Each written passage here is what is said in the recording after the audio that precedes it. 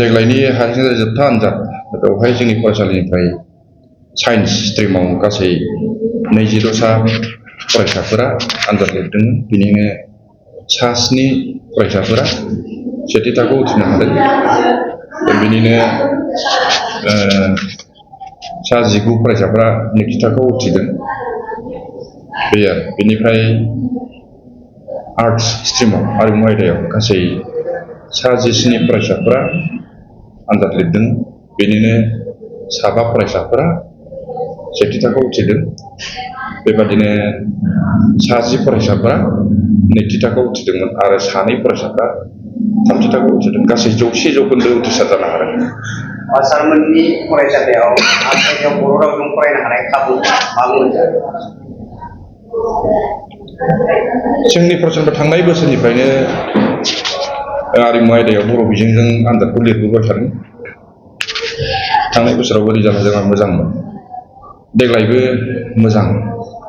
जोंनि फरायसालिनिफ्राय बर' बिजोंजों लिरनाय फरायसाफोरनि फिथाइया देग्लायबो मोजां। गासै सा 17 फरायसाफ्रा आनजाद लिरनायनि गेजेराव सा 5 फरायसाफ्रा सेथि थाखोआव उथ्रिदों। बेबादिनो सा 10 फरायसाफ्रा नैथि थाखोआव, सा 2 फरायसाफ्रा थामथि थाखोआव उथ्रिदों।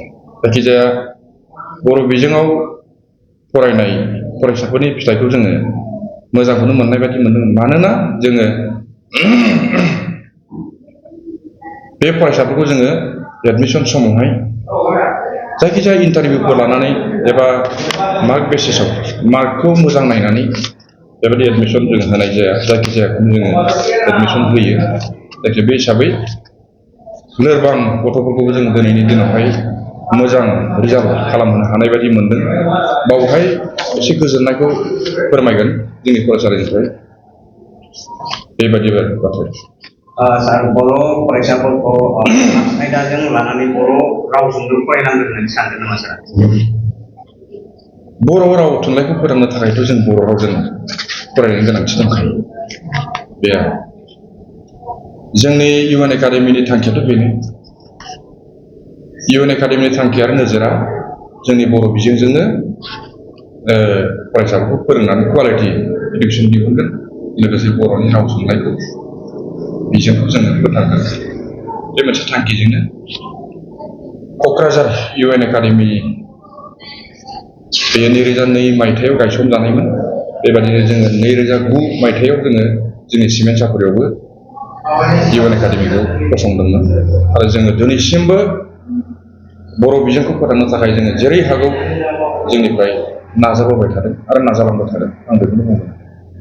ओइचएस आनजादाव जायफोरा फरायसाफ्रा उनत्रिसार जानो हाबाय फरायसाफोरखौ मा फोरोंगोन? ओइचएस आनजादाव नाजानानै जाय फरायसाफ्रा दिनैनि दिनाव उथ्रिसार जानो हाबाय, बे फरायसाफ्रा फैगौ समाव गाव गावबागाव थांना थानायनि राहा लामाखौ बुथुमनानै लानो नाजानांगोन।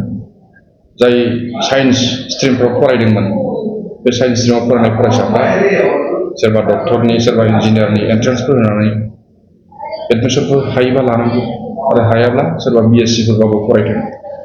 जायखिजाया कुवालिटि इडुकेसनखौ लानो नाजानांगौ। बेबादिनो आरिमु आयदायाव फरायनायफ्राबो गाव गावबागाव साबजेक्टखौ चयस खालामनानै बासिनानै लानानै जाहाथे बे फरायसाफ्रा फरायनायाव गोसो होयो आरो गाव गावनि जिउखौ जाहाथे दानानै लानो हायो, बेखौनो जोङो जोंनि फरायसालिनिफ्राय मिजिं खालामो।